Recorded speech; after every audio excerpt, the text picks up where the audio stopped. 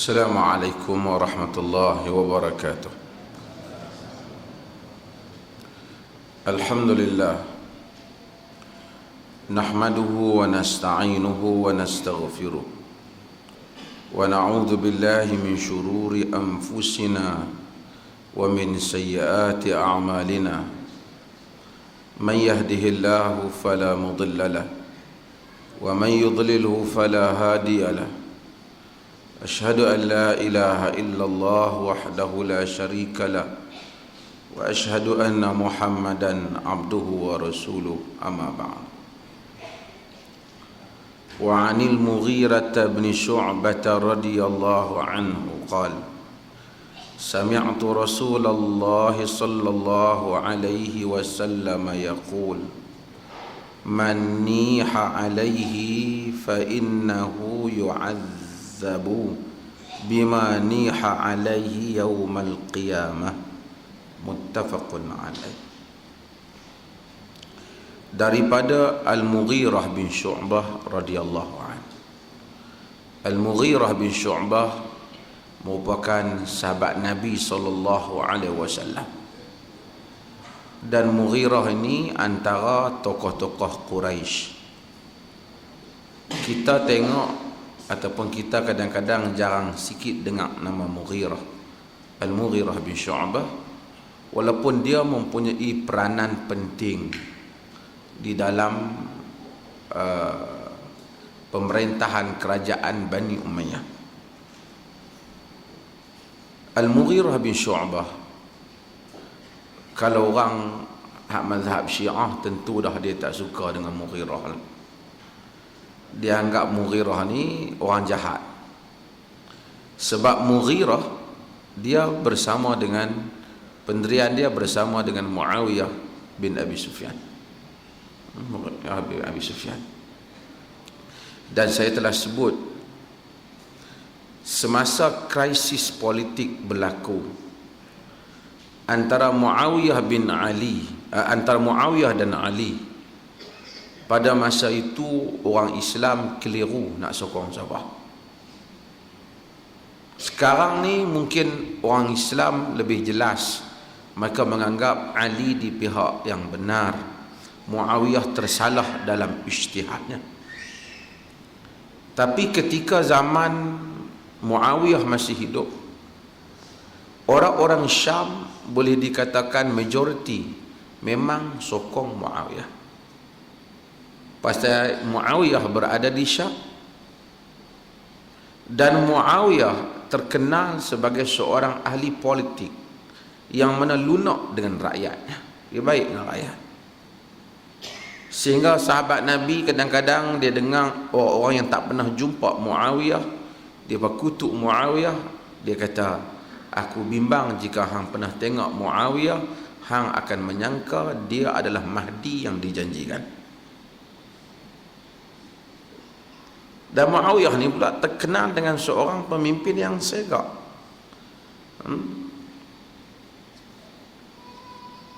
Sayyidina Umar bila tengok Muawiyah pakai baju segak, nak pergi ke Haji Umar tengok dengan rupa dia Quraisy. Umar kata, hadha Qisra Quraisy, ni Maharaja Rum Quraisy. Segak, dan Umar lantik jawatan dia. Dan kita tahu Umar memang ada benda yang Umar komplain tentang Muawiyah, tapi Umar tak pecat Muawiyah disebabkan ahli siasah yang baik. Macam saya sebut dahulu bahawasanya Umar bin Khattab radhiyallahu an pernah tengok dia marah kat Muawiyah kerana dia dapati bahawasanya Muawiyah ada bodyguard. Dia ada bodyguard. Nak jumpa Muawiyah kena jumpa dengan sekretari dia dulu, kena jumpa dengan setiausaha politik ni dulu, Sekpol.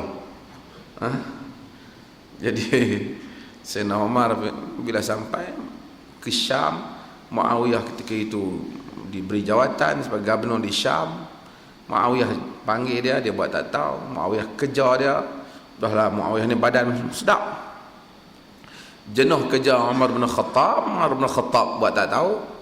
Abdul Rahman bin Auf kata, at'abta ar-rajul ya Amirul Mukminin, kau bagi letih dia, kesian dia. Umar turun daripada kuda dia ambil batu, dia baling Muawiyah. Umar bin Khattab. Dan sebahagian riwayat tak apa kuat, Khalid al-Walid kata dia tengok kasut kami elok jadi gamno, dia koyak satu. Ambil gamno kasut elok, koyak waktu tu.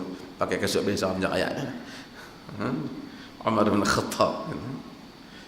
Jadi balik Muawiyahnya apa salah aku? Dia tak apa. Aku dengar hang kata hang ada ni ya, ada bodyguard. Muawiyah bagi alasan, di Syam suka bunuh orang dan seumpamanya. Dia kata Muawiyah, aku kalau tanya hang bila pun mesti ada alasan. Kalau betul hang pandai lah, kalau tak betul hang tahu lah. Tapi Umar tak pecat dia. Muawiyah ni ahli siasah yang bagus. Ada alasan-alasan dia yang tersendiri, dan dia Mughirah antara orang yang menyokong politik Muawiyah. Dan krisis antara sahabat ni kita sebenarnya, bila kawan tu mai Syiah tadi ada siapa cerita pasal Syiah.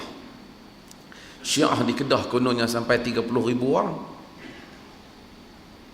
Orang Kedah ni macam tu lah saya kata.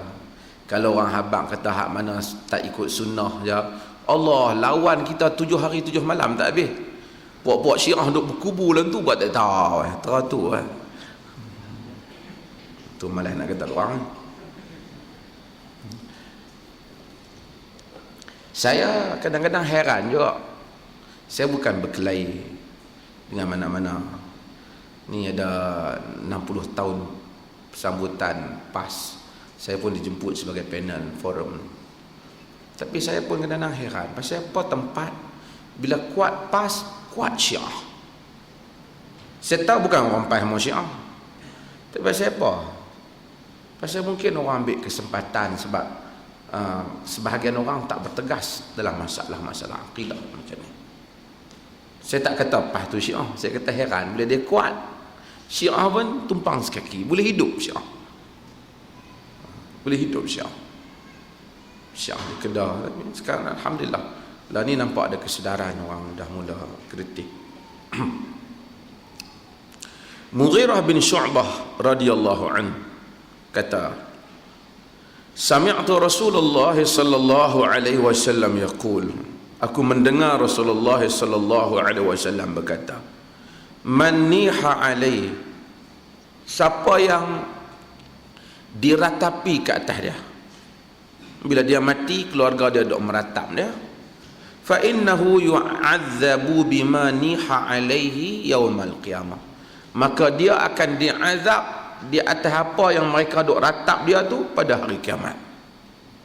Kalau ikut secara literal maknanya, kalau sekiranya seseorang itu mati, keluarga dia duduk pergi meratap, akhirat besok, dalam kubur dah satu hal, akhirat besok Tuhan azab dia sebab keluarga dia ratap dia.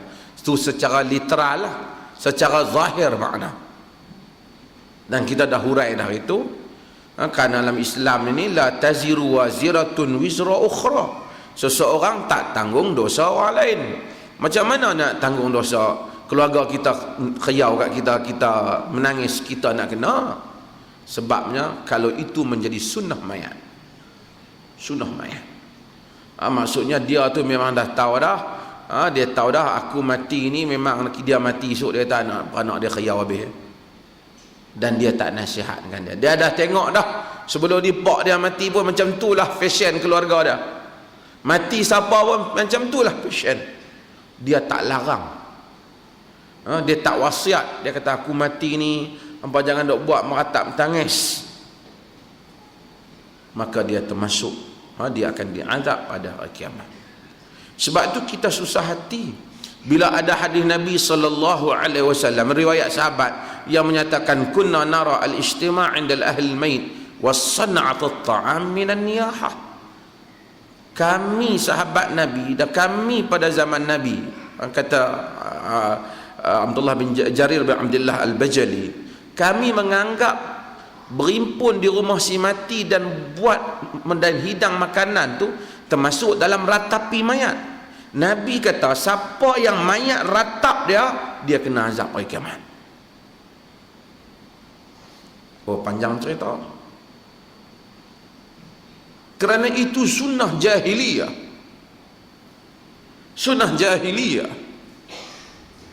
Nabi kata, siapa yang mayat letak dia mati, dia tak pernah nasihat keluarga dia, dia tak pernah bagi tahu wasiat kat keluarga dia, dia tak pernah amal ma'ruf nahi mungkar keluarga dia, jangan hampa dok meratap atas mayat aku. Dia dak tahu dah pasien keluarga dia ni mati meratap. Nabi kata man niha alaihi fa innahu yu'adzab bima niha alaihi yaumal qiyamah. Siapa yang orang meratap pada dia, dia diazab hari kiamat di atas orang meratap dia. Sahabat pula beritahu, pada zaman Nabi kami menganggap berimpun rumah si mati, hidang makan termasuk dalam meratap ni.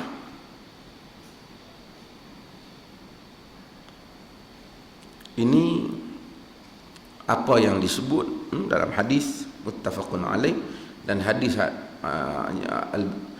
Jarir bin Abdullah Al-Bajali itu diriwayatkan oleh Ibnu Majah dan Imam Ahmad. Hadirin dan hadirat yang dirahmati Allah, akhirat ni di Islam ni dia janji dua. Dia tak ada tempat nombor tiga. Dia dua. Allah bagi. Sama ada seorang tu dapat rahmat ataupun seorang tu dapat azab di hari akhirat. Kata ada satu orang kata dia ni tak dapat apa-apa, duduk tengah hidup macam biasa balik ni, tak ada. Allah itulah menyebabkan para sahabat dan orang-orang yang beriman dengan hari akhirat susah hati tentang masalah kehidupan selepas mati. Saya kemarin hadir kongres agama Islam, Raja-Raja Melayu hadir. Orang macam kita ni secara zahirnya dalam masyarakat Melayu ni takkan jadi raja dah lah. Kau macam mana? Kok tuan-tuan pas pada ni giliran tuan-tuan nak kena tabal ke apa? Zahirnya tak jadi raja. Walaupun saya tengok Raja Nazrin kata jangan dipandang pada batang tubuh raja itu, tetapi hendaklah dilihat kepada institusi itu yang telah mempertahankan Islam. Jangan duk tengok siapa. Masa dia kata tu saya duk rasa macam saya boleh jadi pasal jangan duk tengok siapa. Tapi mungkin maksud dia lain, saya faham lain lah kot. Artinya pada zahirnya kita ni macam tak jadi raja. Tapi undang-undang hari akhirat berbeza dengan apa yang ada dalam dunia ni. Setiap di kalangan kita akan jadi raja dan boleh jadi raja lebih besar daripada segala raja dalam dunia. Quran kata, wa idza ra'aita thamma ra'aita na'iman wa mulkan kabira. Hari Jumaat imam duk baca kan? Dan apabila kamu lihat di sana kepada ahli syurga tu, ra'aita na'iman wa mulkan kabira, kamu lihat setiap orang mereka itu satu nikmat dan kerajaan yang besar. Satu-satu orang tu raja tak sangka dah. Raja mana? Luas mana kerajaan dia? Luas dia langit dan bumi. Setiap di kalangan kita kalau betul cara kita doa kat Allah Ta'ala banyak-banyak, boleh jadi raja. Dan belum tentu hak jadi raja di dunia ni jadi raja pula di akhirat. Tapi yang jadi pecacai di dunia ni kemungkinan dia jadi raja dan tak boleh dikira entah berapa lipat kali ganda dia jadi raja di akhirat. Wa idza ra'aita thamma ra'aita na'iman wa mulkan kabira. Allah, bila kamu tengok betul-betul perhati, Tuhan kata kamu tengok satu nikmat dan kerajaan yang besar. Siapa yang nikmat kerajaan yang besar? Ahli syurga. Bukan kata duk share satu kerajaan orang tak, setiap mereka raja. Daripada awal kita baca dalam surah Al-Baqarah, Allah Subhanahu wa taala kata, "Wa basyiril ladzina amanu wa 'amilus salihati anna lahum jannatin tajri min tahtihal anhar kullama ruziqu min samaratin rizqan qalu hadha alladhi ruziqna min qablu wa utubihi mutasyabiha walahum fiha azwajun mutahharatun wa hum fiha khalidun." Tuhan kata, wa basyiril ladzina amanu wa amilus salihat anna lahum jannatin tajri min tahtihal anhar. Wa basyir ni bagi khabar gembira. Tuhan suruh abang, Tuhan suruh Nabi SAW abang. Sahabat kat siapa? Habaq ni ada dua jenis bagi tahu. Satu bagi tahu khabar hak kita tak seronok. Ada orang kalau dia main cerita hak tak seronok kat kita, ni tak bagus. Kita tengok muka dia, kita susah hati lah. Kita rasa dia ni main susah hati aku. Ahli psikologi kata orang banyak utang, dia kalau tengok bank pun susah hati dah, belum lagi bank main rumah dia. Tapi orang kalau duit dia banyak dalam bank, dia tengok bank pun syok dah. Dia lalu tengok bank tu bukan dia punya pun, dia duk syok, oh ni tang ni duit aku dah. Kita pun macam tu lah. Bila orang hamba-hamba Allah Ta'ala yang salih-salih dulu sebut akhirat pun syok lah, sebab dia rasa hak di sana dia syok, di sini dia tak syok. Itu yang Sulaiman bin Abdul Malik apabila tanya Salamah bin Dinar, pasal apa kami ni takut mati ni? Hidup ni okey, tapi sebut mati kami tak mau. Salamah bin Dinar, tabi'in, anak murid Abdullah bin Umar, kata kepada dia, li'annakum kharrabtum akhirat, ammartum dunyakum wa kharabtum akhiratakum fatakrahuna an takhruju min baitil ma'mur ilal baitil kharab. Sebabnya kamu dah musnahkan, kamu bina elok dah dunia kamu dan kamu musnahkan akhirat kamu. Tentulah kamu tak suka keluar daripada rumah cantik pergi duduk rumah buruk. Kata Salamah bin Dinar, alim Salamah bin Dinar, yang kita sebut dulu. Semua ulama datang jumpa khalifah kecuali Salamah bin Dinar tak datang jumpa khalifah. Dan hingga khalifah pujuk dia, marilah ikut aku, bolehlah bagi nasihat kat aku boleh tolong hang sikit. Oh, dia tak boleh, aku takut terpengaruh dengan dunia hang, aku jadi rosak. Allah azim, ulama hebat. Allah Subhanahu wa taala kata, wa basyir, bagi khabar gembira. Wa basyiril ladzina amanu wa amilus salihat, bagi khabar gembira kepada orang yang beriman dan beramal dengan amalan yang saleh. Nak bagi khabar gembira pun kena dia ada dua. Satu, dia beriman, dan bersama imannya itu dia beramal dengan amalan yang saleh. Anna lahum jannatin tajri min tahtihal anhar, bahawa bagi mereka syurga yang mengalir di bawahnya sungai-sungai. Artinya dakwaan kaum sufi yang menyatakan siapa yang beribadat kerana duk teringin kepada syurga maka dia syirik, tak betul dengan ayat ni. Sebab Tuhan suruh Nabi wa basyir, bagi khabar gembira. Nabi Tuhan suruh pergi habaq, kata hampa dapat syurga. Mai depa ni duk buat fatwa kata kita ni bila mengaji maqam tinggi tak boleh duk teringat syurga dah, kalau tidak syirik. Allah, hak dia duk syirik minta kat wali tu tak kira, duk kira syirik orang nak rindu ke syurga. Wa basyiril ladzina amanu wa amilus salihat, bagi khabar gembira kepada orang yang beriman dan beramal saleh. Anna lahum, bagi mereka jannatin tajri min tahtihal anhar, syurga yang mengalir di bawah. Jannat Jannat, apa dah kita sebut tu? Jannah apa dah? Kebun. Asal janna alaihi lail, tutup, benda tertutup. Jin, kita panggil jin, benda tak nampak. Sebab orang panggil majnun, akal itu tutup. Kerana apa? Kerana tanah dia tertutup disebabkan banyaknya pokok-pokok. Maka kita kata kebun-kebun. Kalau kita masuk, jom pergi melawat kebun aku, tengok ada 3 batang pokok, kata ni tak kebun, ni padang. Bila kebun, apa?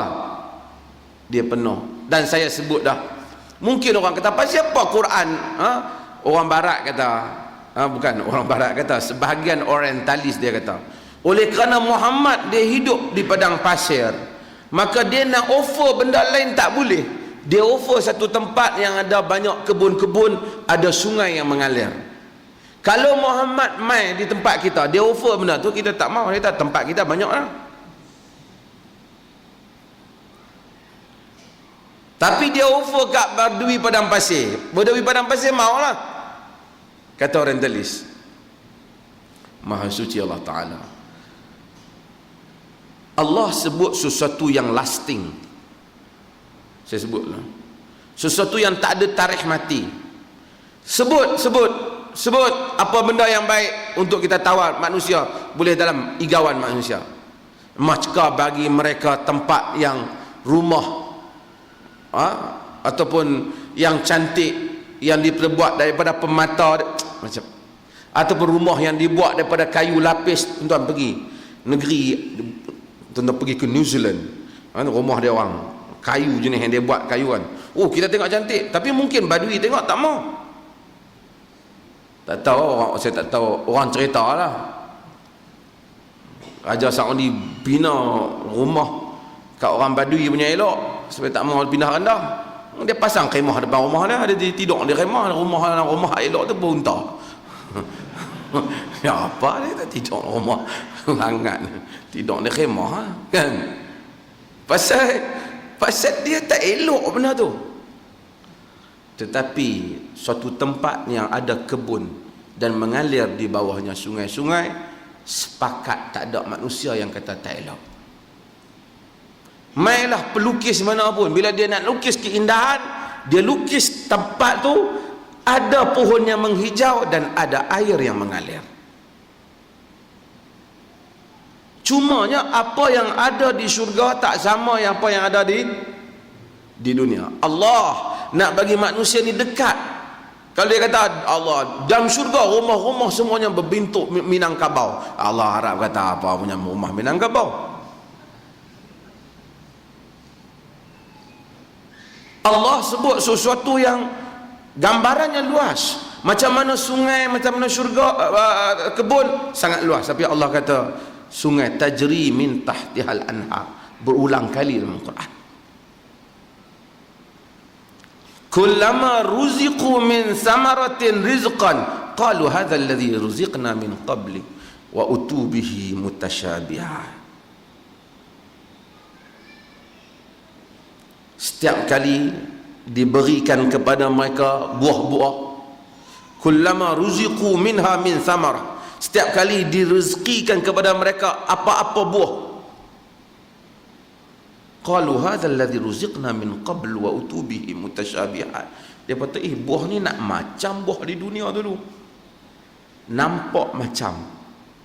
Tuhan kata Tuhan bagi sama. Sebab mungkin di dunia dulu dia suka makan buah apa? Kata dia suka makan mempelam ke, dia suka makan rambutan ke, nampak pada zahirnya sama, tapi bila dia makan rasanya tidak sama, pokoknya pun tak sama. Allah kata walahum fiha azwajun mutahharatun wa hum fiha khalidun. Allah bagi mereka itu azwaj. Azwaj apa? Isteri-isteri mutahharah, isteri-isteri yang suci. Tuan-tuan, saya saja sebut ayat ni, saya nak relate dengan beberapa benda. iaitu isteri yang suci. Pasal macam mana orang dapat bini segak pun, bini malam dunia ni dia tetap terdedah kepada najis dan seumpama lahir anak dan macam-macam. Tuhan kata azwajun mutahharah. Isteri yang tak ada kot tunggu sat dia nak pergi bilik air, tak ada.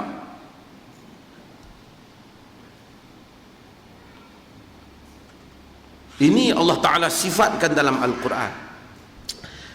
Allah sifatkan hal ini dalam Quran supaya manusia ini dia panggil unsur metafizik dan unsur fizik dan metafizik. Unsur yang mana kita boleh bayang tapi kita tahu itu bukan bayangan yang sebenar. Quran dia bermain dengan perasaan insan. Kalau dia bagi tahu satu benda dengan satu perkataan yang orang langsung tak tahu, tak ada makna.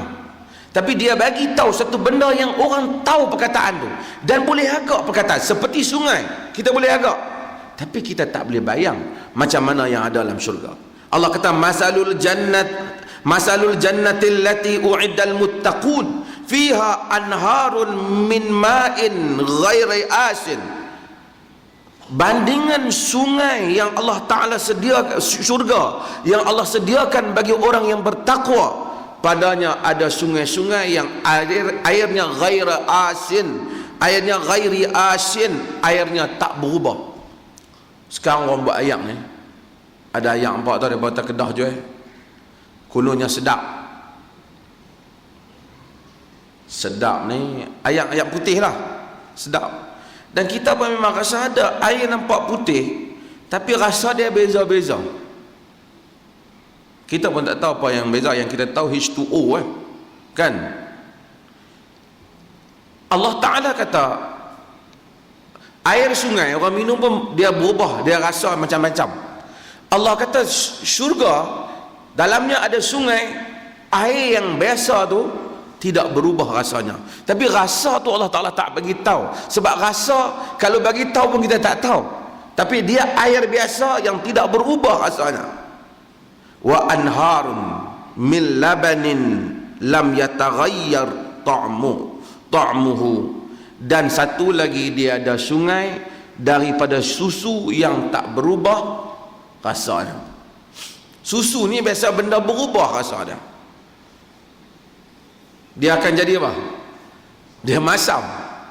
Dan kita kalau bayang susu, ada orang tak minum susu. Saya tahu ada kawan-kawan dia susu tak minum, tapi besar macam mana tak tahu, tapi tak minum lah kan. Dia tak minum besar-besar kot. Kecil-kecil takkan minum Pepsi lah. Dia Allah kata ada sungai susu tak berubah warnanya. Wa anharun min khamrin lazzatin lisyaribin, dan ada sungai daripada arak yang lazat untuk orang yang minum. Tuan-tuan, turun orang tengok bekas, jadi kebanggaan orang yang minum arak. Saya panggil satu orang, Mak Saleh, main makan di rumah. Masa dulu di UK makan di rumah, lepas makan malam dia takkan tak hidang arak ke dah dah. Kita nak bagi sparkling kan dah. Takkan bagi arak ke dah. Tapi arak ni jadi kebanggaan lah dia minum. Dan kita tengok dia minum arak, alhamdulillah lah, kita pun tak teringin kan. Tapi Allah bagi kita minum arak di akhirat. Hari tu dia pun tak boleh minum. Kita minum, bukan secawan, bagi sungai. Bagi sungai ambil. Anak terjun ke? Allah. Dan Allah kata wa anharun min asalin musaffa, dan sungai daripada madu yang bersih. Kita madu pun rasa macam-macam, ada yang sedap, ada yang tak sedap, tapi Allah kata Allah sediakan hak ni lah, Allah sediakan untuk hak tu. Kira baru bab sungai. Kemudian Allah kata, sebab saya nak cerita bagaimana Allah bandingkan hal ini dengan kehidupan. Sama ada Allah kata benda ni dengan kaman huwa khalidun finnar. wasuqu ma'an hamiman faqata'a am'a'ahum. Sama tak hak orang hak ada 4 sungai ni dengan hak mana masuk dalam neraka, hak dituang air panas yang terputus usus depa, Tuhan dengan sama? Tak sama. Hadirin yang dirahmati Allah Subhanahu wa taala, Nabi sallallahu alaihi wasallam lah ayat ni tadi dia kata walahum azwajun mutahharatun, bagi mereka itu isteri-isteri yang mutahharah, isteri yang suci. Dan termasuklah lagi orang perempuan dengar belakang, oh depa je dok dapat bini, oh kita dapat apa? Dia dapat apa yang depa mau.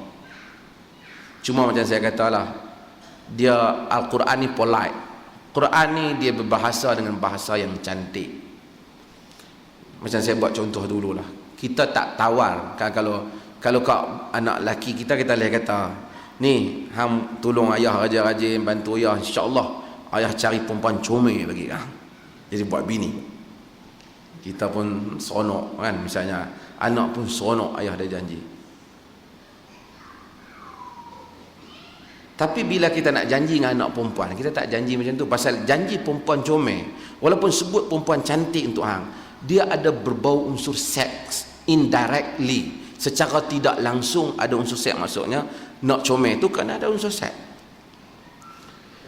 Kita boleh janji ke budak lelaki, tapi kalau anak perempuan kita tak kata, ni ikut cakap ayah elok, esok ayah pergi cari lelaki kacak dan handsome untuk kau. Ayat ini agak tak sesuai untuk perempuan. Kita kata besok ayah cari lelaki yang baik untuk kau. Quran bila dia janji kepada lelaki tentang isteri, bukan bererti janji itu tidak ada kepada perempuan, tetapi dia bagi tahu secara maksud apa yang lelaki dapat juga perempuan dapat, tapi dia tak direct lah kepada perempuan. Kau fahamlah maksudnya, apa saja yang mereka teringin, walahum ma tasyaun, apa saja yang mereka teringin mereka dapat. Wa ma yashtahun, apa saja yang mereka bernafsu mereka dapat.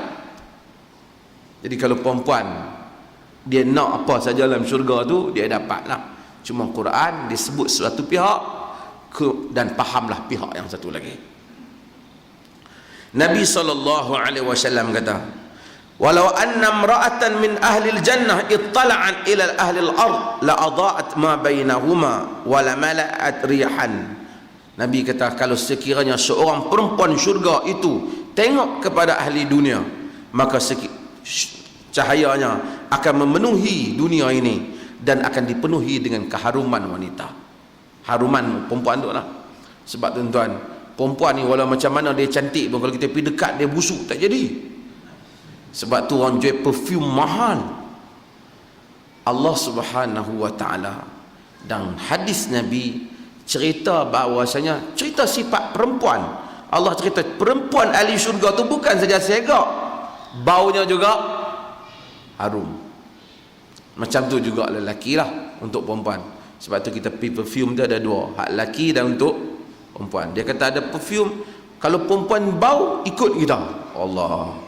Dan ada perfume lelaki bau ikut dia. Setakat bau.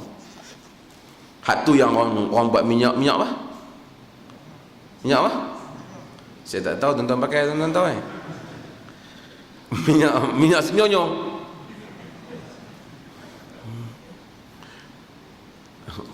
Tapi Quran dan hadis cerita tentang ciri wanita ni. Saya nak baca, dan kerana kadang-kadang orang sebut tentang syurga, kita kena rindukan kita tentang syurga. Nabi kata, wallazi nafsi Muhammad biyadihi anna rajula min ahli al-jannati la yu'ta quwwata mi'ata rajulin fil akl wasyarab wal jima' wasyahwah. Allah. Hadis yang diriwayatkan oleh Ad-Darimi yang sahih. Nabi kata, demi jiwa Muhammad berada di tangannya,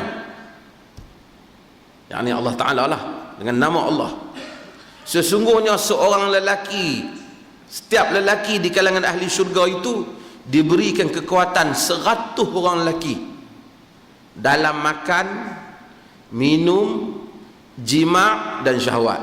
Tak ada tungkat ali. 100. Sebab tu Allah sediakan sebanyaknya, sebab dia ada 100. Walaupun masa dia masuk syurga tu, masa dia mati tu umur dah tua. Nabi janji benda yang macam ni. Mungkin orang kata apa janji macam ni? Itulah yang kehebatan kehidupan dunia ni, setara mana kita tengok manusia hebat. Siapa baru ni selama tak hebat macam mana orang tera ni ya. Bila dia mati dia tak wapi kereta dia yang hebat-hebat tu. Dia naik kereta mayat lah juga, dan start pun tak berjalan kan.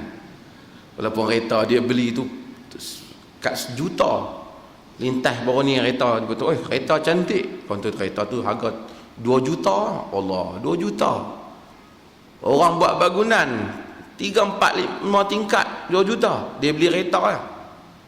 Bukan kata salah, saya tak kata salah. Tapi dia mati dia tak boleh bawa. Orang tak tolak dia nak bagi dia naik kereta elok lah, hantar pergi kubur.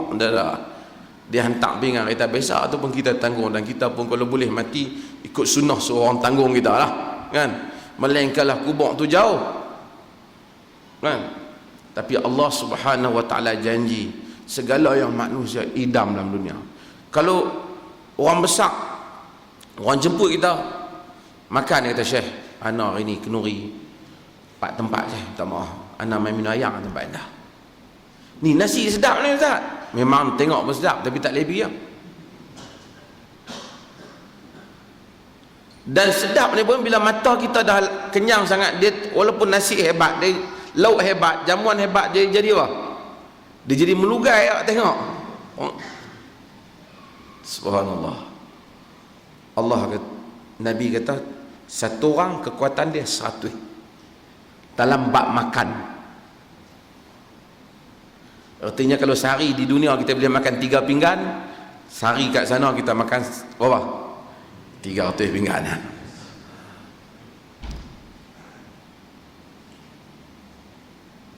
Dalam bab minum sama. Kalau dalam dunia 8 cawan air, dan sana apa? Dan air tak sama lah pula. Dan kalau kita pergi pada bab jima' tadi, kalau dalam dunia sehari, tak tahulah, aku ada tak tahu orang jadi harimau, hari harimau kan. Tahan dunia ni kita 100 kali. Subhanallah. Fala ta'lamu nafsun ma ukhfiya lahum min qurrati a'yun. Quran kata, satu orang tak tahu apa yang Tuhan sembunyikan untuk dia daripada habuan hari akhirat kelak, nikmat hari akhirat kelak. Tuhan kata, a'dadtu li'ibadiyas salihin ma la 'ainun ra'at wala udhunun sami'at wala khatara ala qalbil bashar. Riwayat Imam Bukhari, aku sediakan untuk hamba-hambaku di akhirat kelak apa yang mata tak pernah dengar, mata tak pernah tengok, telinga tak pernah dengar, dan tak terlintas dalam hati, jantung hati manusia. Tuhan kata, inna ashabal jannatil yawma fi syughulin fakihun. Sesungguhnya ahli syurga pada hari di akhirat kelak ni, ahli syurga ni fi syughulin fakihun, sibuk dengan nikmat. Kita ni sibuk dengan dunia ataupun sibuk dengan urusan, mudah-mudahan Tuhan ampun. Naik ada orang nak pergi kerja pagi, bangkit masak malam, baru nak basuh, baru tidur saat pagi besok bangun. Dia macam lah, ada yang kerja sibuk kan. Saya pun bila letih 2-3 hari ni, balik turun kapal terbang, besok pagi pukul 5 pergi pula naik balik kapal terbang, petang balik. Hari ni kita ada program malam besok insya-Allah live di Awani, program tentang apa? Hudud apa. Dan lusa hari Khamis ada di Perda tentang Pulau Pinang, hak pemikiran kerajaan negeri. Dan hari Jumaat saya forum juga dengan ni Mak Sabu Mak Sabu dan apa, Pak Ibrahim Tuaman dan Salahuddin di apa tempat-tempat Dewan Milenium. Saya dijemput untuk memberikan pandangan yang berbeza. Saya harap orang PAS sudi mendengar pandangan yang berbeza lah. Kalau tidak, sama aja. Saya ingat, saya tak happy lah. Pandangan berbeza tu bukan mesti berkelahi. Pendapat yang berbeza. Saya kadang-kadang, bukanlah saya nak komplain. Politik ialah, siasah lah satu kebijaksanaan. Juga pimpinan siasah. Satu orang kena bijak. Saya sebut secara umum lah. Bila kita jadi ahli politik besar yang menguruskan urusan umat yang besar, kita cakap tajuk yang besar. Tajuk yang kecil, kita tak usah cakap. Kita bagi orang-orang kecil cakap. Sebab tu kadang-kadang ada orang kata, ustaz, ada orang kata, kita tak jawab. Biar ambil, layan orang, tak ada kerja. Jadi bila kita jadi pemimpin politik besar, kita tak payah cakap tentang hantu bonceng kecil. Hantu bonceng padan bagi KAJK masjid dia cakap. Tapi nak buat memorandum, bantahan, mencari hantu bonceng, membantah hantu bonceng, tak padan. Zizan tu pihak abang ada yang tu suruh buat macam tu lah. Dan saya pun bila tengok balik, saya rasa dia tak maksud kan. Cuma kurang teliti masa mereka yang edit tu kurang teliti. Tapi dia tak maksud kan. Dia tak maksud. Saya percaya dia tak maksud kan. Tapi kurang teliti lah. Pokok ni pun kira hantu lah. Macam saya kata, lain tak ada filem tak ada kan. Tapi orang besar bercakap tajuk yang besar. Kan? Itulah politik. Kan? Kita apa? Nanti malam besok kita kata. Allah Subhanahu wa taala sifatkan tentang orang syurga. Allah kita sibuk. Kita ni yang sibuk di dunia ni, orang syurga pun sibuk juga. Allah kata, inna ashabal jannatil yawma fi syughulin fakihun. Sesungguhnya pada hari itu ahli syurga sedang sibuk dengan nikmat dia. Bukan sibuk dengan kerja, sibuk dengan nikmat. Hum wa azwajuhum fi dhilalin 'alal araiki muttaki'un. Mereka dan isteri-isteri mereka, Tuhan kata fi dhilal, duduk di bawah tempat yang teduh. 'Alal araik muttaki'un, di atas katil-katil mereka duduk berbaring. Muttaki'un ni duduk secara bersandak. Style orang kaya tu kita duduk tengok tu, dia panggil muttaki', dia sandak. Bila orang duduk sebelah style duduk rehat tu, dia panggil muttaki'un. Tuhan kata depa sibuk dengan bini depa. Jadi tak ada masa dia duk fikir benda-benda yang mana ganggu fikiran dunia, tak ada dah. Akhir syurga tak ada dah. Sibuk dengan apa? Sibuk dengan nikmat, sibuk dengan isteri-isteri mereka. Lahum fiha fakihatun wa lahum ma yad'un. Bagi mereka itu buah-buahan, dan bagi mereka itu apa yang mereka nak. Sebut dia. Macam mana orang hebat, orang kaya dalam dunia ni, dia nak apa, dia nak kena order lambat juga nak main. Dan kalau hak hebat sangat tu, dia kena terbang pergi makan di sana. Kita tak. Mudah-mudahan jika kita masuk surga, mudah-mudahan kita doa kepada Allah Ta'ala, Tuhan kata tak, dia panggil mai. Pak Haji Samad tak perlu bangkit, duduk di situ, panggil mai. Dan tak ada lah kod Mak Haji nak cemburu ke apa, tak ada. Tak apa Pak Haji, Mak Haji tak mai. Jangan bagi CD ni kat dia. Salamun qawlan min Rabbir Rahim. Tuhan kata maka salam sejahtera, perkataan daripada Tuhan Ar-Rahim. Tuan-tuan, ada orang kadang-kadang ada orang besar, kita pun tak besar kan, ada orang besar hantar mai surat kepada dia, bagi tahu saya mengucapkan selamat, dia simpan surat Perdana Menteri ke, surat raja ke apa, buat kenang-kenangan. Surat apa tu? Kenang-kenangan ni, dia orang besar hantar kat aku. Padahal bukan ada duit pun di situ. Saja nak tunjuk ke orang. Tapi dalam syurga Tuhan kata salamun qawlan min Rabbir Rahim. Tuhan bagi salam kepada ahli syurga. Agak-agak besar mana nikmat. Kita kalau boleh jumpa dengan orang besar, ambil gambar, tak sangka dah. Saya hak kecil ni pun jumpa orang mana pakai nak ambil gambar, bukan ada apa pun kan. Orang jumpa orang besar ni orang ambil gambar. Allah Ta'ala bila bagi salam pada ahli syurga, agak-agak banyak mana nikmat mereka.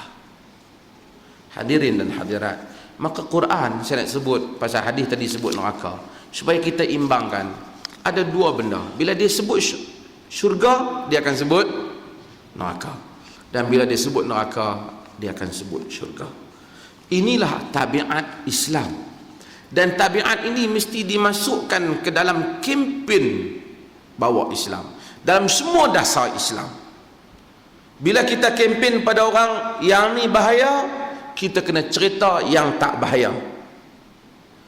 Sebab itu asas Islam, la ilaha illallah, asyhadu an la ilaha illallah. Nafikan semua Tuhan, tetapkan yang Allah yang satu. Bukan nafikan semua, tapi tetapkan yang. Kita nafikan yang negatif, kita tetapkan yang positif.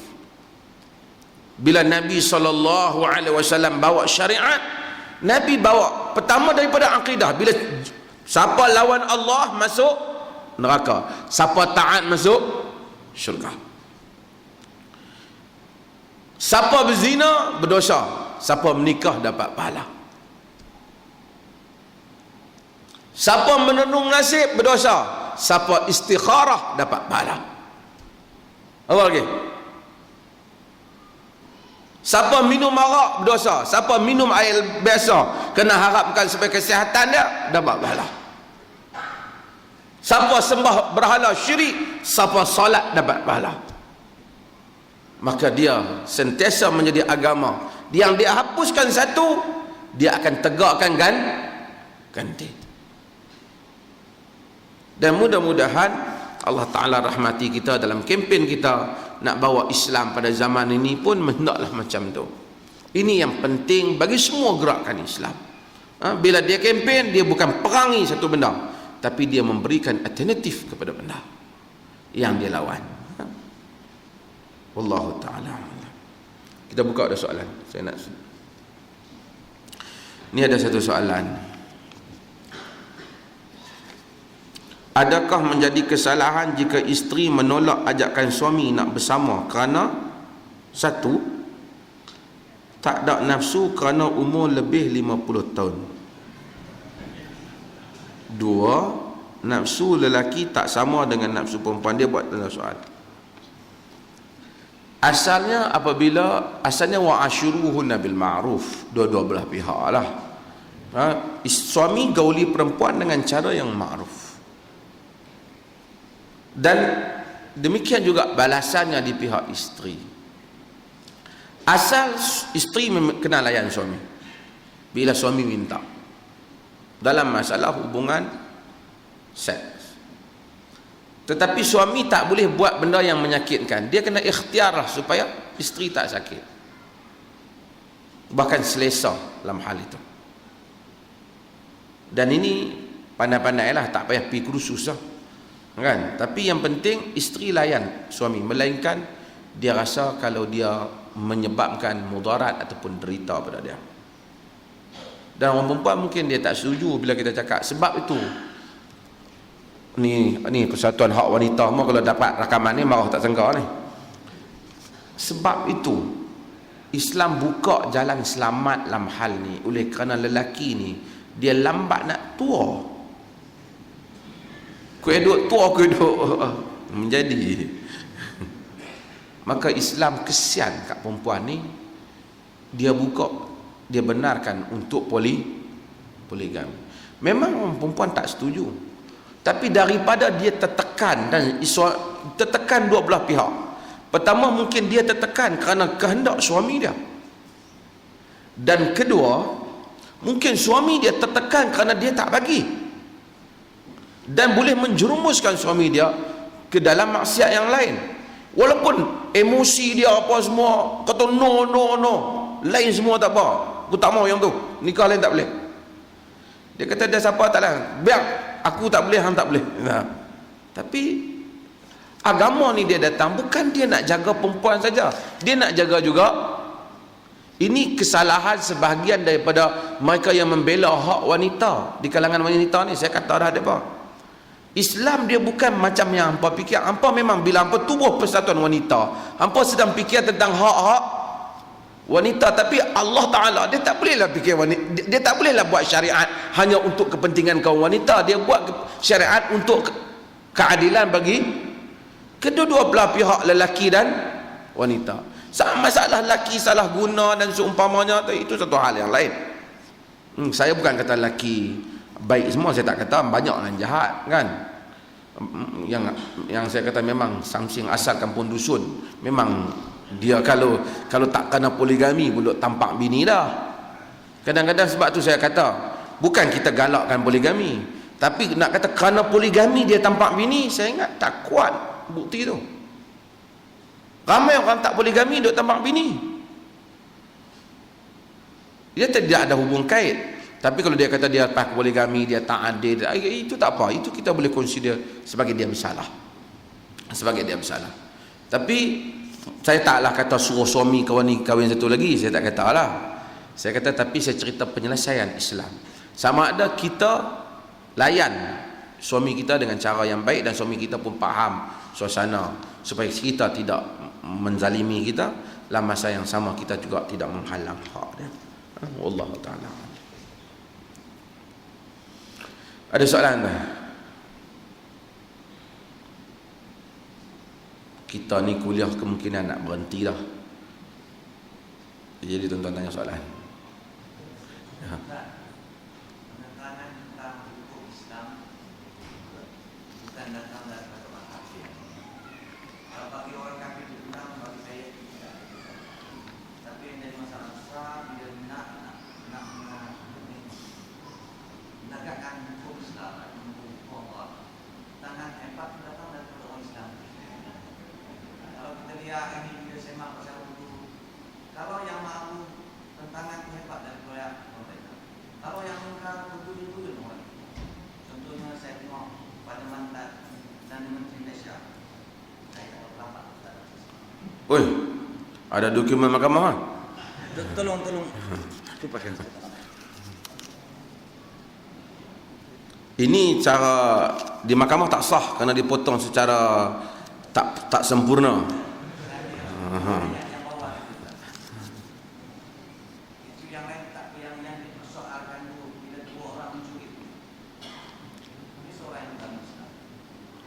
Saya ingat mungkin hal ini kena dibincangkan.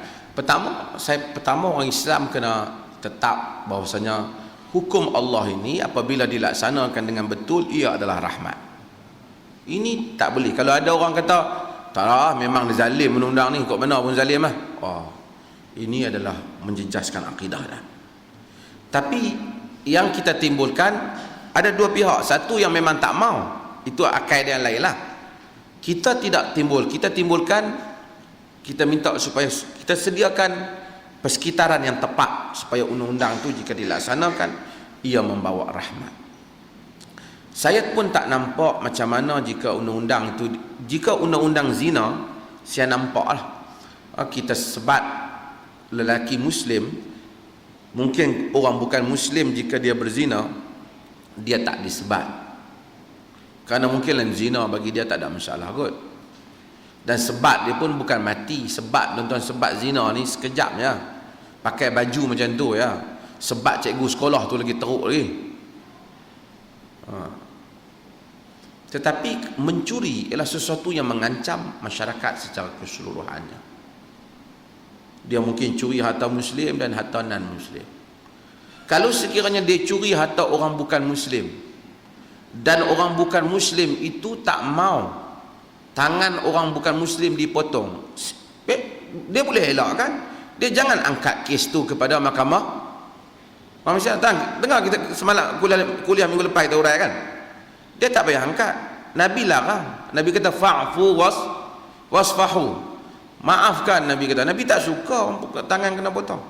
Nabi faka'annama fi wajhi Rasulillah sallallahu alaihi wasallam ar-ramad. Ya Rasulullah, ka'annaka karihta hadza. Sahabat kata, seakan-akan pada wajah Nabi itu bila tengok tangan yang pertama dipotong, Nabi duka cita, suram wajah Nabi. Sahabat tanya, wahai Rasulullah, seakan-akan Rasulullah tak suka orang kena potong tangan ni. Nabi kata, wa ma li la akrahu wa antum a'wanus syaitan ala akhikum. Macam manalah aku tak benci kamu jadi saudara syaitan kepada kamu menjadi penolong syaitan kepada saudara kamu. Ini kamu tolong syaitan menyebabkan saudara kamu kena hukuman. Nabi suruh fa'fu wasfahu. Nabi kita lain kali maafkanlah, jangan duk angkat kes. Artinya non muslim dia boleh selesai masalah dia. Sekiranya dia tak mau, dia jangan angkat kes. Curi harta dia, dia tak sangkat, dia maaf di peringkat awal, tak payah bawa kes tu ke mahkamah. Muslim juga macam tu, kalau dia tak bawa ke mahkamah tak kena. Tapi kalau dia curi harta muslim, muslim bawa dia ke mahkamah, dia tak kena potong tangan. Tapi kalau muslim yang bawa itu muslim, dia kena potong tangan. Saya tak boleh faham maksud sebahagian daripada huraian ini. Yang kita bagi ni lah. Mungkin saya fikir mungkin pihak PAS detailkan sikit lagi, bincangkan lagi benda ni. Kalau orang bukan muslim rompak, dia kena haddul hirabah, had hirabah, potong tangan dan kaki bersilang.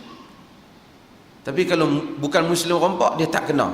Saya fikir kita nak kena kenyataan tu kena teliti. Kalau minum arak, okey, tu cerita lain. Maksud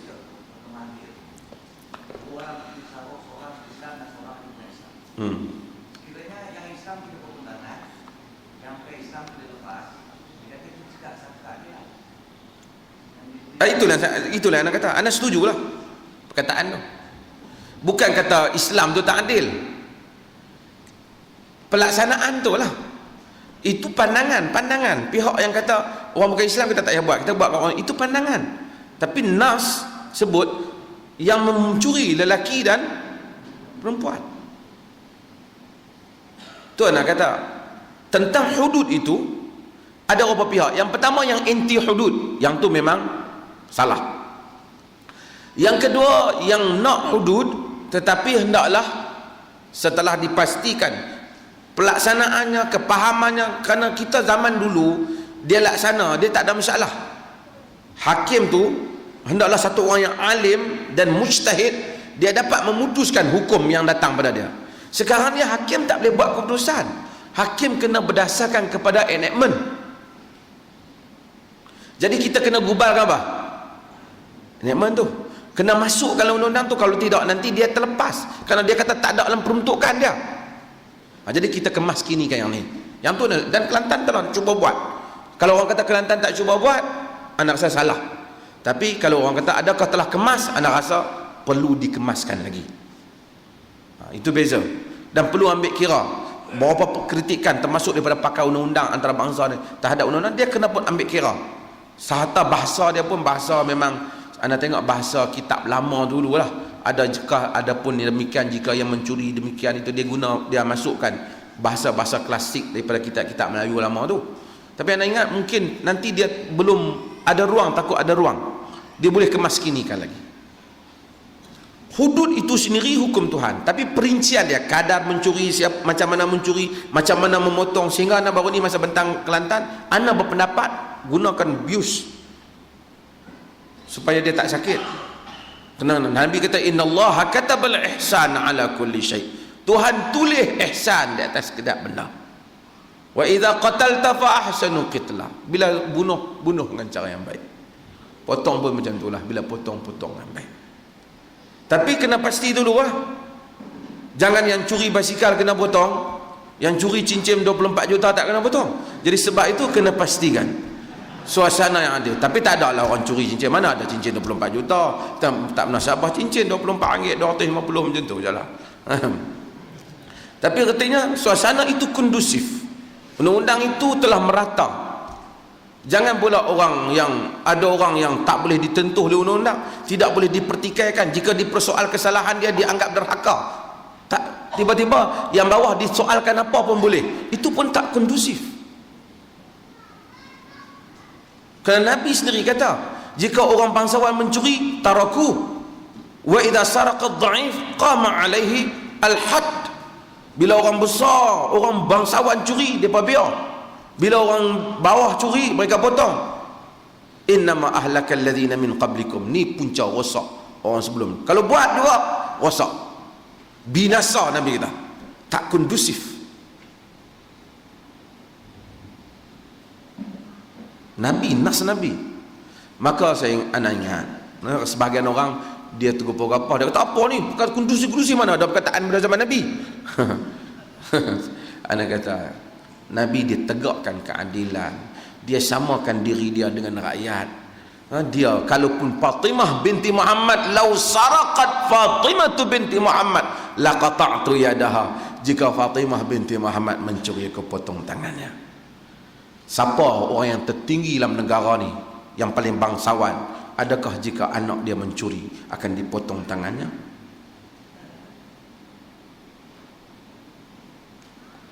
Kondusifkan suasana tu, baru kita zahir keadilan. Jangan apabila kita buat, orang akan kata itulah Islam, hak batas tak apa, hak bawah kena. Jangan melepas. Penjara memang menderita dia, tapi tak sama. Hukum dia tidak di atas nama Tuhan dengan nama manusia. Walaupun dia, tapi orang kata hukuman manusia lah. Bila guna nama Tuhan, implikasi kepada agama, implikasi kepada agama. Semua orang nak, tapi nak dalam keadaan adil. Dan kita kena sediakan hakim yang bagus.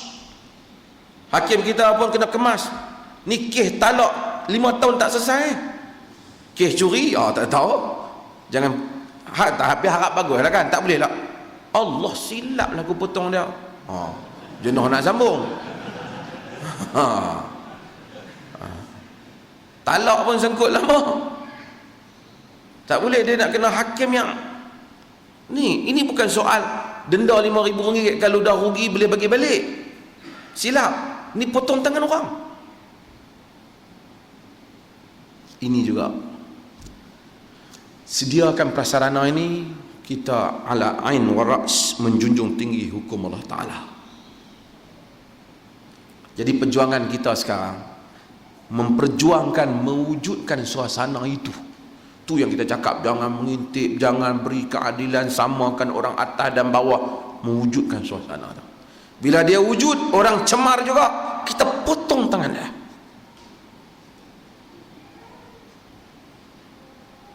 Saya nak kata minggu lepas, Pakistan potong, tapi hak duk kena naik banyak. Daripada negeri dia sampai negeri kita, dia main bukan semualah kan. Tapi negara barat, sebab tu barat tak boleh faham. Bila orang cerita pada barat, barat tuduh hudud zalim. Kita kata hududlah keadilan dan rahmat.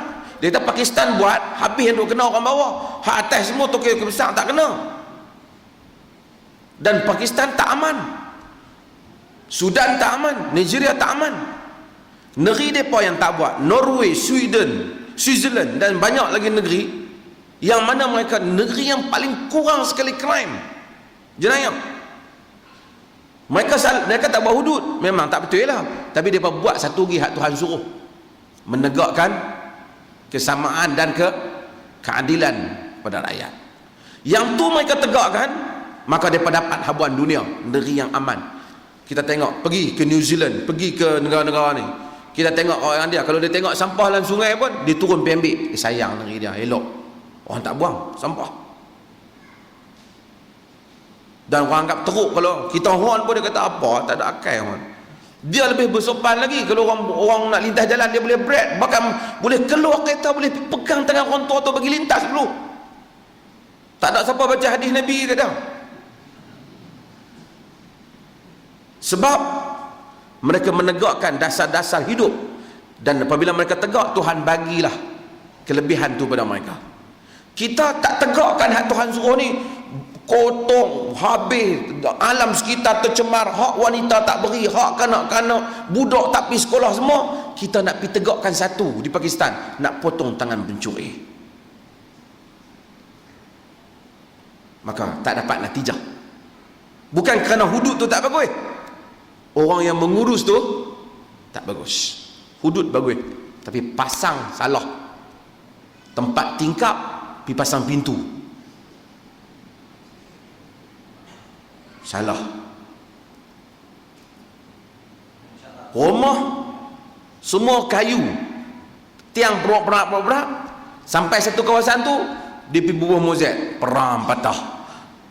Nak tanggung orang pun tak larat dah, pergi bubuh mozaik lagi kuat atas. Buat rumah yang sesuai, kita pasang mozaik tu, kita pasang marmar dia, memang orang tengok cantik, tip top. Ya, kita kena berjuang untuk itu. Kita kena hapuskan corruption, kita kena hapuskan penyelewengan, kita kena hapuskan penyalahan guna kuasa, kita kena hapuskan semua unsur-unsur buruk ni setengah negara dalam keadaan aman, dan kita ingin melaksanakan hukum Allah ketika itu. Itu tanggungjawab kita. Bukan kita menolak hukum tu, kita kata prasarana tak disiapkan. Bukan salah kita, salah mereka yang sedang menguruskan. Sebab tu kalau saya lah, tak apalah, saya media yang main benar, kalau saya, alangkah baiknya perkara ini tidak ditangguhkan perbincangannya dulu di kalangan mereka-mereka yang bercakap itu. Karena kalau dia kata ya pun dia tak boleh buat, kalau dia kata no pun dia tak boleh buat. Dia baiki keadaan, insya-Allah dia boleh buat. Ada soalan? Oh, ahli parlimen si putih. Yang bahagia, Doktor. Pertama, malam besok Astro awal ni pukul berapa? Saya tadi bawa wanita pun saya tak tanya dia pukul berapa, tapi saya tahu saya kena berada di sana pukul 8. Mungkin pukul 8 suku kot. Agenda awal ni pukul berapa lah? Tersingat lebih kurang tu kot. Tunggu di depan TV tu. InsyaAllah. Tadi hadis yang kepada tadi yang mana tatapan di atas mati. Adakah perkara yang mana baru-baru ni berlaku di Bukit Tupuang, mayat masih belum disemayangkan, tapi beda duit kat luar. Dia apa tu? Duit envelope untuk semayang. Jadi matang pasir mana ni tak payah ambil duit ni. Saya tengok, saya beritahu Berapa ringgit seorang? Berapa malam tak ada berapa. Saya beritahu fungsi masjid Dr. Razak, tolong nasihatkan mereka kat Quran. Selesaikan mayat ni, barulah nak beda-beda ni lepas semayang. Alhamdulillah fungsi kita pergi. Awak tak ada. Adakah ni ratapan di atas mati? Yang kedua, Ustaz sebut pasal tak ada beza antara pemimpin dan rakyat. Tetapi baru ni Perdana Menteri kita di Sapina untuk hadir ke mahkamah, tetapi dia boleh minta mahkamah tolak daripada menghadiri mahkamah. Ini apa maksud satu itu yang tak elok. Bila panggil ke mahkamah, gila apa jadi saksi. Ini tak mau minta mahkamah tolak daripada hari ke mahkamah. Kan? Hak Sapina tu tak apalah, itu saya anak tak pani, bukan tak pani, tak dapat mengulas ya, sebab anak tak tahu apa alasan mahkamah. Apa alasan mahkamah? Tak, Abang Khalid baca baru satu sumber lah. Anak nak alasan mahkamah tu yang detail tak tahu. Bukan kata kita kalau betul mahkamah digunakan kita tak bersetuju lah, tapi alasan tu kita tak tahu. Asal saya dulu dia dengan kuasa Jabatan Kastam. Kalau Sapina dimajukan, kita ada ke mahkamah, kita akan ditangkap. Tu kuasa Sapina besar. Ni kita ada lawyer Kamal. Lawyer macam mana lawyer? Terima kasih. Boleh tak ada Sapina? Tak boleh? Tu dia tak ada atas alasan apa? Tak apa. Nanti kita akan pegang tangan dia, ada nasihat dia suruh dia pergi.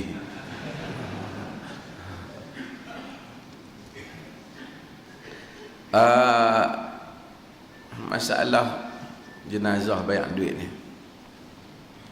itu tidak, yalah, itu bukan jamuan di rumah si mati lah, tapi ini satu tabiat yang menyusahkan kehidupan orang Islam. Anda tak tahu lah tuan, anda tanya berapa ringgit, setengah orang pasal dia kira semayang selah 10 ringgit, 20 ringgit, satu takbir 2 ringgit setengah, ada tempat takbir 5 ringgit. Sebab tu anda ingat hari tu di Kangar ada satu ustaz kita, dia buat semayang jenazah 9 takbir. Dan memang ada dalam riwayat pun 9 takbir, banyak riwayat yang banyak takbir. Saya duk fikir kalau 5 ringgit satu takbir, kena hak 9 tu 45 ringgit. Jadi nasib baiklah kita ni amalan hak 12 amal sekarang ni, amalan hak solat biasa yang jumhur lakukan, iaitu 4 takbir, maka lebih kurang 10 ringgit. Tidak ada.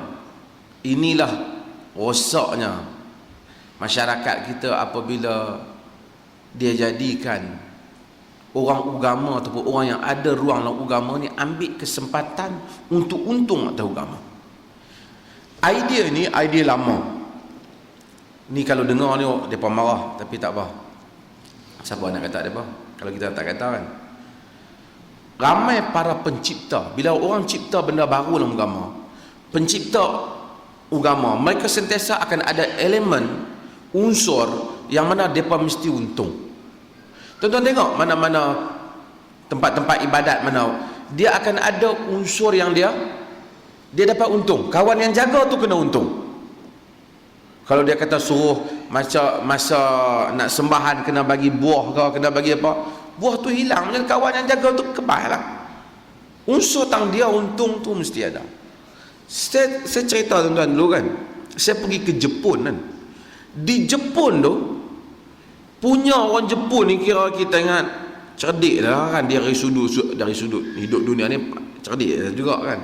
Dan orang Jepun ni kebanyakannya tak ada agama. Mereka tak tahu, mereka antara Buddha dan Shinto, mereka tak ada agama. Tapi kita pergi ke dia punya kuil-kuil lah. Pasal saya jadi tetamu Japan Foundation, ikut dia bawa lah ke kuil lah, dia ada upacara, kita dibawa untuk lihat. Saya pun hadir.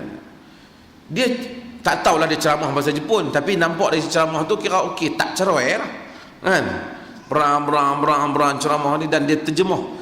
Korang satu orang hak belah tu untuk terjemah kita. Dia cerita tempat ni sekian. Habis ceramah dia punya talk share dah tu, pakai pulauan. Last kali dia suruh duduk sekejap. Dia kata bersama saya hari ni ada perfume yang tempat lain tak jual. Langkuin ni saja. Saya kata ada juga passion ni. Ingat kat masjid kat kawasan Matampah ya. Bawa pergi ke Jepun, sama dah hak Jepun mai sini ataupun hak kita pergi ke Jepun saya tak tahu. Ada juga lepas ceramah jual barang. Barang ceramah, hari ni saya bawa sikit ni barang-barang saya ni, ada juga idea tu. Han ceramah hak agama sudahlah, yang masuk campur dan ada conflict of interest. Ada kepentingan pribadi yang bercampur. Sebab itu Quran bila cerita tentang para nabi, la as'alukum ajra in ajra illa 'indallah, Allah. Aku tak minta daripada kamu apa-apa balasan. Balasan aku semuanya duduk di sisi Tuhan. Tuhan yang akan bagi. Ini lambang para anbiya. Dakwah aku ni tak ada. Pasal aku nak kaya dengan dakwah ni, aku tak ada. Yang ni tak termasuk lambu. Tapi bila mai manusia ada kepentingan, dia dapat saja jawatan dalam hubungan agama, dia fikir macam mana dia nak buat duit dengan kepercayaan orang terhadap agama ni, aku nak buat duit. Jepun buat.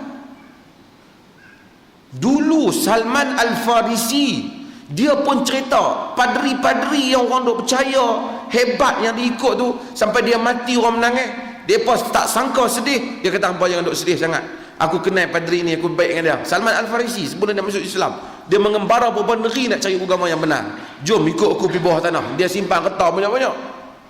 Hak hampa duk bagi tu simpan ke dia. Hadirin dan hadirat yang dirahmati Allah, ini masalah. Sebab itu hebatnya para nabi ni, dia tak ada conflict of interest, dia tak ada kepentingan dia. Bila dia cakap pasal agama, lillahi ta'ala. Sebab itu dia mampu membujur lalu melintang patah. Salah betul, hampa setuju tak setuju, hampa nak lawan ke apa, aku cakap juga, aku bagi tahu juga. Kita penceramah dalam TV memang hebat-hebat, tapi masyarakat tak hebat. Sebab bukan semualah, mungkin di kalangan kita ada kepentingan diri di atas dakwah ni. Duk fikir macam mana aku, takkan jadi penceramah setahun tak boleh tukar kereta baru ni. Duk fikir macam mana nak untung daripada dakwah. Allah tak larang manusia dapat habuan. Nabi pun pernah bagi hadiah, tapi dia tak dakwah untuk tu. Dia tak dakwah untuk tu. Orang bagi, orang hadiah kepada Nabi, maharaja tu bagi, Nabi terima, tapi dia tak dakwah untuk tu. Dan dia tak kira hak aku ni nak bercakap ke tak bercakap ni. Sehari aku bercakap ni sampul terbang pula ni. Dia tak ada yang tu kat dia. Itu yang Dr. Lok kata, ustaz sampul. Bukan salah dia dapat sampul tu, tapi salahnya pasal otak dia duduk di sampul tu. Dan otak dia sesempit sampul tu. Bila boleh, hatta setengah tempat negeri, terbuat negeri masuk, ada negeri sampai musim nak menikah, tu imam jawatan kuasa dia pau dah pengantin ni, dia main bayar yang tu, bayar ni kena bayar duit untuk orang, untuk sidang, apa, untuk sidang yang tu yang ni kena. Ni saudara kita kahwin dia dah kena. Ni kita ada ustaz ni, Ridwan, dia buat tentang master tentang apa tajuk dah? Apa tajuk dah Syah?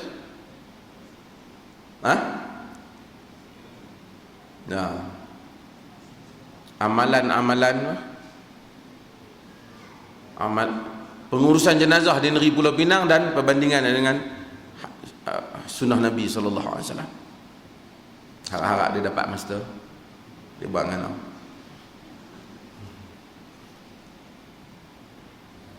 Terima kasih. Ada lagi last tuan.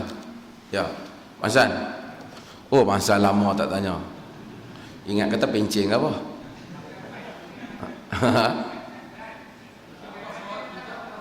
Tak, suara kuat.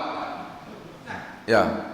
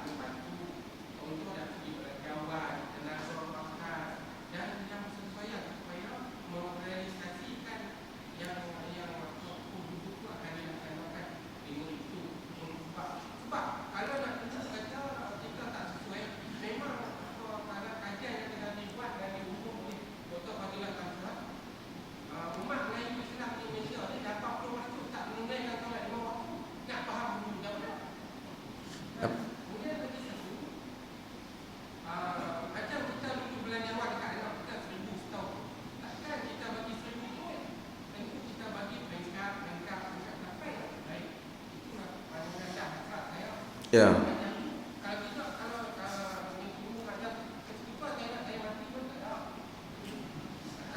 Nah.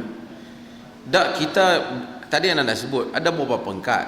Satu ialah di peringkat kita setuju kalau itu dia buat, tapi kita tetap menegaskan sediakan suasana yang membolehkan dia tu buat. Itu siapa yang tanggungjawab menyediakan? Kerajaan negeri dan juga kerajaan pusat. Dua-dua. Ana bukan bincang masalah politik, tapi bincang masalah bagaimana suasana hudud itu dilaksanakan. Ada hukum yang boleh dilaksanakan dengan mudah, seperti hukum sebat bagi berzina. Kalau buat pun tak ada masalah. Cuma kita ada sign perjanjian dengan Anda ingat dengan ni UN, United Nation. Kita tak boleh sebat lebih daripada 6 rotan pada wanita, dianggap inhuman, di bawah human rights. Yang tu masalah dia orang sains lah, itu masalah mereka lah. Tapi artinya kerajaan pusat dia patutnya, ana pun heran kenapa dia larang. Sepatutnya dia bagi jalan lah. Cuma kalau dia ikhlas, dia cuba mewujudkan suasana yang membolehkan hukum itu secara adil akan dapat berjalan lah. Dan dia tak rugi apa. Kalau dia benarkan Kelantan buat, sebenarnya dia tak rugi. Kalau apa-apa berlaku, risiko akan ditanggung oleh kerajaan negeri. Tapi dia cakap awal timbalan Perdana Menteri kata bahawasanya buat masa sekarang, for now, dia tak buat masa sekarang, kita tak buat lagi. Nampak ringan sikit. Kemudian bila Perdana Menteri sebut kata, saya tak tahu kod dia kod betul ke macam mana, takkan buat. Oh, saya nampak macam itu macam sudah buat satu keputusan, macam mana keadaan pun tak mau buat. Itu salah. Itu memang kenyataan yang salah. Macam dia dah buat keputusan, tak ada apa-apa lagi syarat. Tapi saya tetap kata pada kerajaan Kelantan supaya dia tidak menanggung risiko tu. Kalau syarat tak cukup, kerana polis tidak di bawah kerajaan negeri, umpamanya boleh berlaku eksploitasi, bukan saya tuduh polis, tapi boleh berlaku eksploitasi. Hatta Majlis Agama Islam dan seumpamanya, ada dua kuasa antara pihak pentadbirannya tidak sepenuhnya di bawah kerajaan negeri. Maka dengan itu, kalau dia tak mampu disebabkan masalah-masalah yang ada itu, mudah-mudahan dia ada pengecualian di hadapan Allah Ta'ala. Yang menjadi tanggungjawab menyediakan hal itu ialah kerajaan pusat. Saya kalau tanya, kalaulah saya ditanya, saya akan kata Kelantan berhasrat nak buat, cuma kegagalan ini berkait dengan banyak persekitaran yang mana berkait dengan kuasa kerajaan pusat. Lebih baik saya fikir daripada dia kata kita sudah bersedia untuk buat, yang pada hakikatnya banyak lagi perbahagian kuasa yang belum selesai. Dia tak ada masalah, pusat lah. Tapi bukan saja pusat jugalah, banyaklah di samping pusat tu ada lagi benda-benda lain yang mesti dikemagikan. Mungkin Kelantan saya kata telah, walaupun Kelantan tak buat undang-undang Islam atau undang-undang jenayah hudud ni, dia buat juga benda Islam yang lain. Sebab tu saya kata jangan bayangkan Islam tu itu semua saja. Ada benda-benda lain, memudahkan perkahwinan dia dah buat banyak juga ni, bantu dia buat, adalah benda-benda. Hatta Malaysia pun buat juga banyak benda-benda Islam yang Malaysia buat. Malaysia buat, walaupun tak buat dia buat. Secara umumnya Malaysia pergi dah kepada hudud tu di satu sudut, iaitu mencuri salah dari segi undang-undang, merompak salah dianggap jenayah, betul dah segi anggapan betul. Cuma yang kurang tepat, kurang kemas ialah kerana hukuman itu, jenis hukuman. Wallahu ta'ala alam. Last tadi satu siapa dia? Okey, ringkas. Assalamualaikum. Ada satu dua soalan doktor. Mula sekali mengenai wujud tajuk ini, yang mengatakan kita tak boleh menghatap atas kematian, ataupun ada kata dia menangis berlebihan. So maksudnya menangis boleh, tapi tak boleh berlebihan misal. Sebab ada orang kata bila kita menangis tu, ada orang melarang terus daripada menangis. Macam mana? Ada orang melarang terus daripada menangis. Oh tak, nanti kita akan baca hadis Nabi pun menangis. Itu yang satu. Yang nombor dua, wujud kepada sempat kita tadi tu, mengatakan mengenai duit dalam sampul untuk sembahyang. Saya difahamkan ada beberapa tempat yang mana keluarga si mati membayar beberapa orang untuk mencari orang untuk sembahyangkan mayat. Itu jadi di beberapa kampung tu, satu mayat tu ada 10 kampung dan wakil untuk sembahyang mayat sebab dibayar. Yang tiga adalah sebesar. Ada saya pernah mengajukan cadangan kepada pihak pengurusan masjid, iaitu di mana sama ada lelaki ataupun perempuan merupakan satu badan, iaitu bila ada kematian tak dalam satu kawasan tu biro kematian yang akan menguruskan mengenai hal ewan makanan pada keluarga semati. Namun demikian cadangan ini banyaklah ditolak oleh Wafik JK, kerana dia kata menjadi ngarut. Dia kata biarlah tuan rumah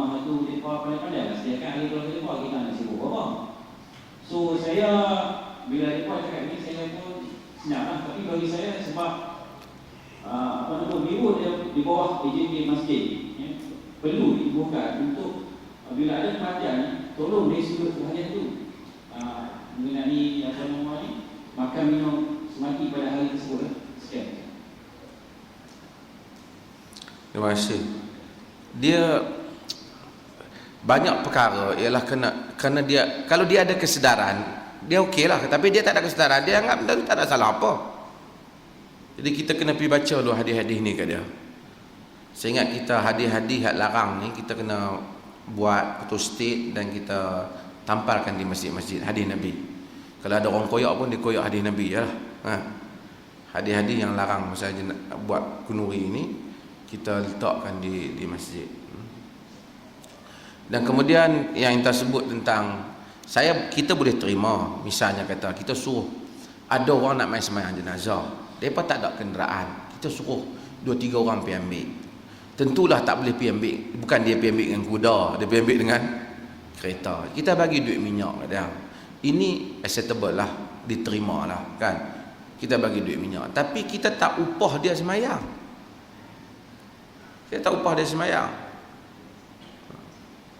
Dan sebahagian upah sembahyang ni makan duit anak yatim. Pak dia tinggal kata 20,000, ambil 3,000 untuk bagi untuk orang sembahyang. Untuk kapan cerita lain, untuk urus tanam dia lain, tapi sembahyang tak ada. Tapi mudah-mudahan kita semua bila kita mati, tak apalah orang sembahyang kita 20 orang pun, tapi yang sembahyang tu semua doa lillahi ta'ala. Untuk apa kita nak ramaikan orang sembahyang kita? Adakah kita nak bagi orang ramai tengok syok ramai orang sembahyang kita, ataupun kita mengharapkan doa yang ikhlas daripada mereka?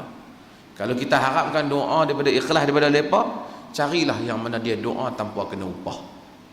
Cuma dia kata aku nak pergi sembahyang tak boleh tempat hamba ni, aku kan ada kereta, kita hantarlah pergi ambil, kita bubuhlah duit minyak kereta, kita bubuh duit minyak kereta, tapi kita tak upah dia salah. Allah Ta'ala. Tadi satu lagi awal tadi kata yang tu habis dah. Ya. Tanya Abi ya. Malam ni pakai mana? Bismillahirrahmanirrahim. Ini tentang perjuangan untuk mendirikan negara Islam ya. Ini berlaku di Indonesia. Indonesia, mereka nak dirikan negara Islam dan mereka namakan negara Islam Indonesia. Dan pendekatan mereka sedikit berbeza dengan Indonesia. Mereka mendekati umat-umat Islam di sana dengan konsep berbeza. Salah satunya ada konsep istilah, mereka pakai istilah hijrah. Pada zaman itu Nabi hijrah dari Madinah ke Mekah, Mekah ke Madinah. Sekarang mereka cakap kita hari ni pun kena hijrah juga. Saat itu, jadi untuk hijrah tu mereka panggil kita di sana. Nanti mereka buat ada beberapa mereka menjelaskan tentang Al-Quran. Mereka menjelaskan, setelah menjelaskan nanti mereka buat perjanjian. Dan dalam perjanjian itu ada 7 item lah. 7 item tu. Jadi kalau kita dah buat perjanjian itu, menurut mereka tu kita hijrah. Ini tafsiran hijrah menurut mereka. Jadi siapa mereka ni? Pemuda Al-Kahfi? Bukan. Dia ada negara Islam Indonesia ni, mereka banyak golongan. Mereka banyak keinginan untuk menjadi negara Islam Indonesia ni, boleh dikatakan semua. Tapi golongan mereka berpecah belah. Jadi banyak yang buat hijrah tu ada berbeza. Ya, saya tahu. Antara item yang saya pernah juga didekati dengan beberapa orang, ada last kali tu dia cakap ada kita bersalawat kepada Tuhan kita Allah Abraham. Kita bersalawat kepada Tuhan kita Allah Abraham. Dan kadang-kadang kalau kita tak buat perjanjian itu, mereka nanti cakap kamu musuh Allah, kamu kafir. Saya minta pandangan Ustaz tentang tafsiran yang mereka buat. Terima kasih. Indonesia ni satu negeri yang besar. Berapa rakyat dah? 280 juta. Hak Intan sebut tu berapa 000 berapa peratus pun kita tak tahu. Macam-macam Al-Kahfi lah apa lah. Dan itulah masalahnya. Sebab tu kita memperjuangkan semua orang pada akhir zaman ni dia akan bercakap dan dia akan gunakan dalil dia. Dia akan bacalah ayat Quran mana-mana, ambillah hadis mana-mana, dia katalah itulah dalil hak dia amalkan. Tak boleh selesai. Syiah pun kata macam tu, Sufi pun kata macam tu, hak sunnah pun kata macam tu. Benda ni tak dapat diselesaikan melainkan kita kena cari satu penimbang yang paling selamat. Adakah cara hang faham? Dan cara hang faham ke cara, adakah cara hang faham itu selamat atau cara aku faham kau selamat? Dia tentu kata cara dia faham betul, cara kita faham tak betul. Tapi dia mesti setuju dengan kita. Ada satu pihak cara faham dia tak boleh dipertikaikan, iaitu Nabi, sahabat Nabi dan golongan salafus salih. Nabi sebut khairun nasi qarni summa alladhina yalunahum summa alladhina yalunahum. Sebaik-baik umat manusia ialah pada kurunku dan selepas mereka dan selepas mereka. Jadi golongan salaf iaitu para sahabat dan tabi'in dan atba', mereka adalah orang yang paling faham maksud kitab Allah dan paling faham maksud sunnah Nabi SAW. Maka adakah cara yang mereka tafsirkan itu sama dengan apa yang dipahami oleh salafus salih? Sebab itu orang mungkin panggil orang, dia akan dalil, oh ulama ni buat, ulama Indonesia Kiai Habib nu, Kiai Habib ni. Tapi kita kata ini semua tak besar bagi kita. Ukuran kita ialah manhaj salaf. Maka kita menyatakan hendaklah pahaman agama itu Quran dan sunnah seperti mana yang dipahami oleh golongan salafus salih.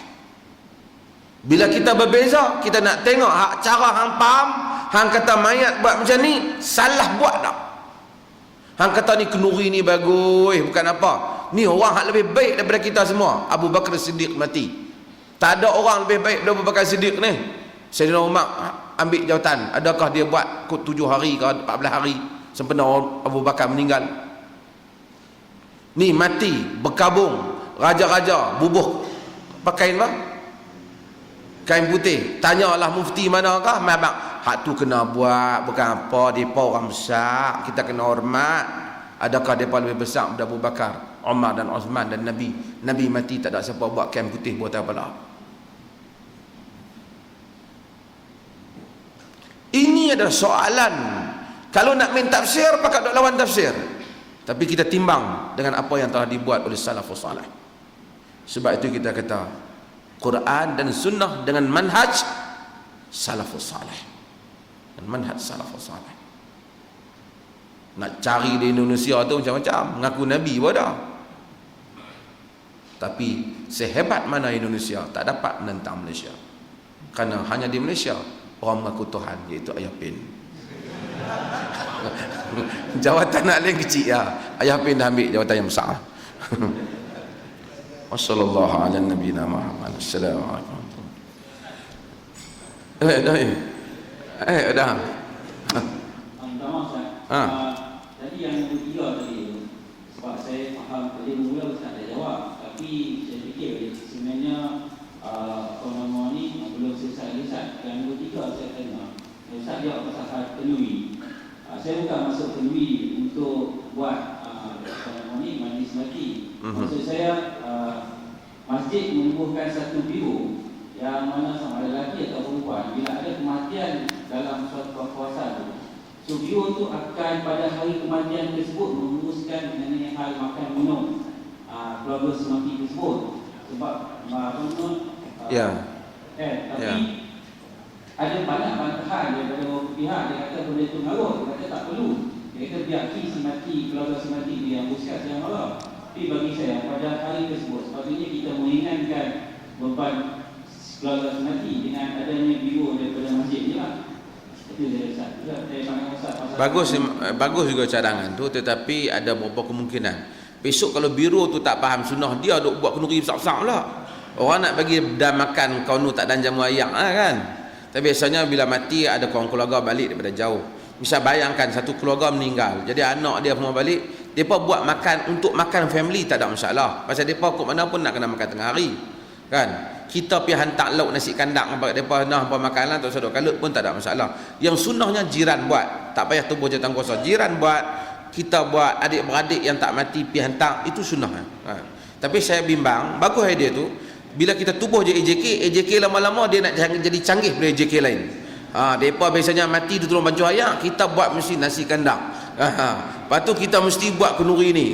Jadi akan ada implikasi yang lain lah. Tapi kalau dijaga dengan sunnah dengan apa, mungkin boleh meringankan. Bukan semua keluarga yang dia beban.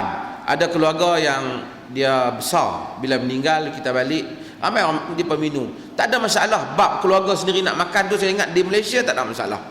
Yang masalah kali bukan keluarga nak main makan di rumah kita pula dah malam tu.